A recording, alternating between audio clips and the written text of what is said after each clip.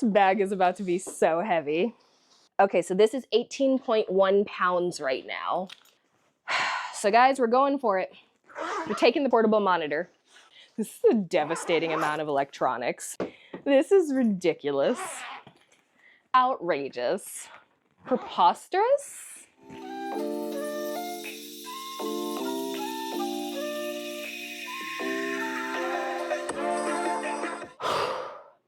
We are running so behind today.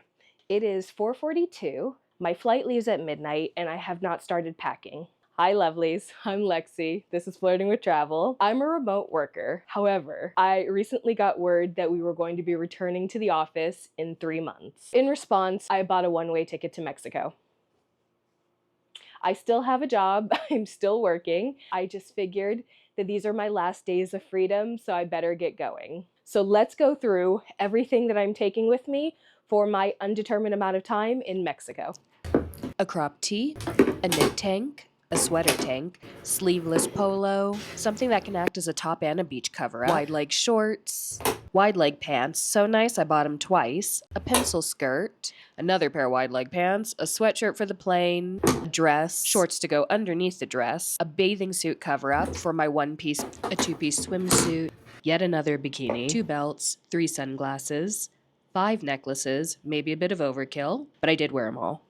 A fan, a bag to hold my laptop, a day bag, a visor, 2 pairs of pajamas, slippers for the house, sneakers, sandals, and finally a dressy flat. In order to successfully get through packing, I broke out the big guns, which is basically a door-sized tabletop so that I can start my stuff over here, pack it, and then have it situated over there. To start with, let's put away our accessories. I'm just gonna drop them all into this little silk bag. Now all my jewelry is organized away. Sunglasses in their cases. Next we have our shoes. It's rare that I bring more than 2 pairs of shoes. I need to get a second shoe bag, but shoes are organized.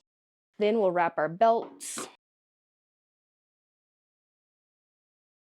Why I chose to get this visor is because it wraps up. Cute as that. Onto my favorite step of packing, folding everything. Now, could I have edited out my folding a ton of clothes? Sure. But I've gotten feedback on literally any video with me packing that folding is a poor use of space, and I'd be better served by rolling clothes.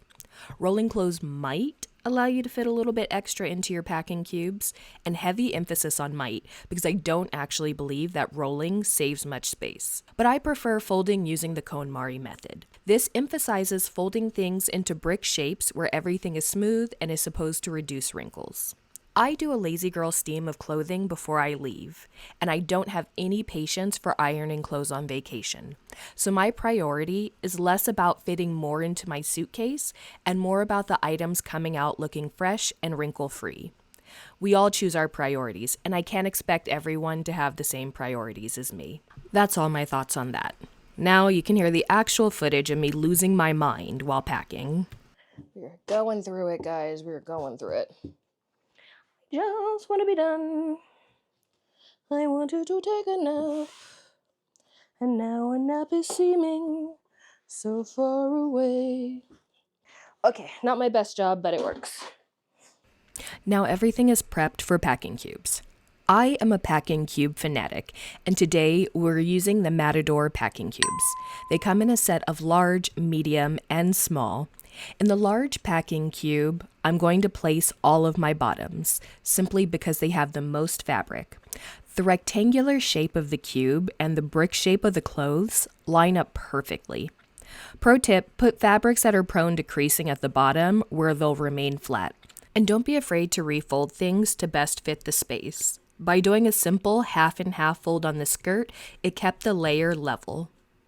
Now the top layer should be something like these fitness shorts that can't wrinkle when we tighten the compression straps. Speaking of, I love the mild level of compression that these cubes provide. I say mild because they're not going to shrink your clothes like a vacuum seal bag, but they do help reduce the air between the clothes and provide a little bit of flattening while not causing any wrinkles.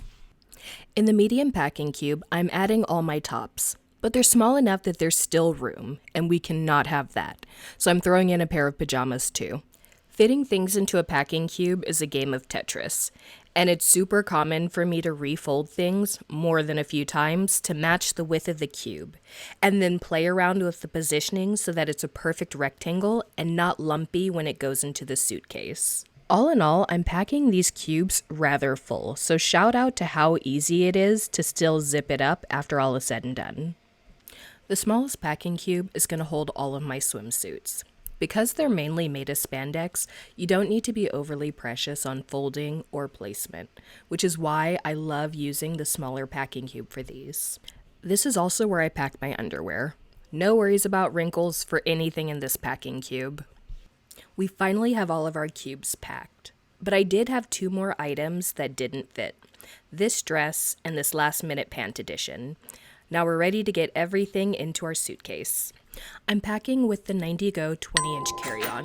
What I love about this bag is that it's lightweight, but holds so much. The corners are not overly rounded, which gives you a ton of capacity to fit a bunch. On the front half of the bag, I'm actually going to place all my packing cubes. I am utterly geeked to fit 3 packing cubes on one side of the suitcase and still have room to spare for my jewelry and accessories. Something important to note is do not overpack a suitcase that opens 50-50, because this will eat into the packing capacity of the other side of the bag. Yes, I still have a little bit of room left on this side, but I'd rather the bag be easy to lift into the overhead bin than fill every square centimeter. My packing cubes extend a bit over the half of the bag, but I still have no issues zipping this compartment closed. On this side of the bag, we're putting all of our miscellaneous items. First things first, we need to fill in the gaps between the handlebars. This part doesn't look as pretty as the packing cubes, but it's about optimizing your space and creating a smooth base. I know this looks weird. I don't typically travel with a ton of incense, but these really do help keep mosquitoes out of your space. And can I just give a sincere thank you to everyone who mentioned that I should transition from liquid detergent to laundry sheets. Over my last few trips, I have packed some laundry sheets in a Ziploc bag, and these work great for using in a washing machine or hand washing. We're in a constant state of arranging and rearranging until everything fits just right. Now that we have a flat space, we're able to add yet another packing cube. This time I'm using the Peak Design packing cube. This one is a much larger square that I'll use for my bras, which fold completely flat, and any remaining clothes. For these, instead of using the brick folding method, I'm working to keep the items as flat as possible. Because on top of the packing cube, I'm adding my portable monitor. The clothing over and under it should provide a soft cushion to keep it safe. But if I'm forced to check my bag, I will take the monitor out. We will not break another one. Now for shoes, I have given up on any chunky shoes because I like being able to fit them in any sliver of space I have in my bag. For toiletries, I carry my liquids in my personal item and all other toiletries in the carry-on to make going through security easier.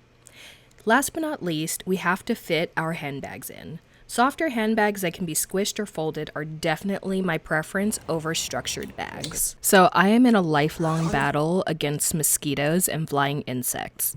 Aside from my bug spray and incense, I also traveled with 21 mosquito repellent bracelets. I wore a bracelet on each ankle and each wrist and still got bit the hell up. Were they worth the space? I don't even know, but I'm desperate, so I'll continue to carry these until I've used them all up. And that is everything that we actually need to carry in our carry-on. Despite the fact that both sides of the bag are a little overpacked, it still zips so beautifully. I expected to have so much more trouble, but nope, not at all. Now for electronics, I've got my personal laptop, my work laptop, and my portable monitor, which you've already seen me pack. And we've got our over-ear headphones, our Apple Watch, and our DJI mic.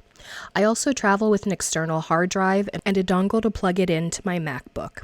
Now I lay out all of the cords that I need with each of the items to make sure that I never forget a cord or a charging cable. I do this legitimately every single time that I pack. It probably feels like overkill to do this each time, but when you find a system that's foolproof, you stick with it. What more can I say? Once we're done laying out all of the cords that we need, we're going to fit them into these 2 bags. So I vacillate between 2 tech bags, one by Peak Design and one that's this little floral bag that I bought on Amazon about 6 years ago that isn't even for sale anymore. While I love the Peak Design Tech pouch and I think it's beautifully designed and engineered, I end up reaching for this cheap bag way more often. I love that this little bag is floppy and fits awkwardly shaped items. I also like that it opens up all the way and the mesh pockets allow you to see what's inside. Sometimes it's really not about how much money you spend, it's about how a bag fits your needs. And for whatever reason, this is the bag that fits my needs about 80% of the time. I'm going to do a little research and list some comparable alternatives to this bag in the description in case you're interested in a bag like this. Plus, all the other bags I'm packing with in this video will also be in the description. To pack all of this, I'm thinking about using my Nomad Lane bento bag. Since I'm taking a rollerboard, this is the perfect bag to sit on top of my suitcase. Editing Lexi here. In case you're wondering, hey, why does your background suddenly look very different about halfway through this video?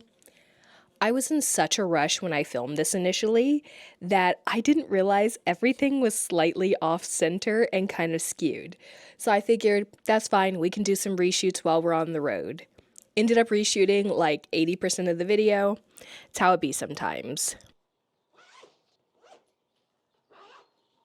This bag needs to hold all of our quick access items and electronics. Now this first pocket is the only pocket that doesn't have quick access, so I'm adding things I don't need to get to quickly, like sandals that I can change out of straight off the plane or a visor for when I'm in the sun. Next we have a compartment for both of our laptops. I'm not gonna lie, this definitely would pack easier with one laptop and a tablet rather than two full laptops, and I get that it is absolutely not relatable for someone to travel with this much tech, but it is what it is, and still zips like a dream. The front of the bag has two easy access pockets where I can place my headphones, and that tells you how deep of a pocket it is that I can get my over-ear headphones in.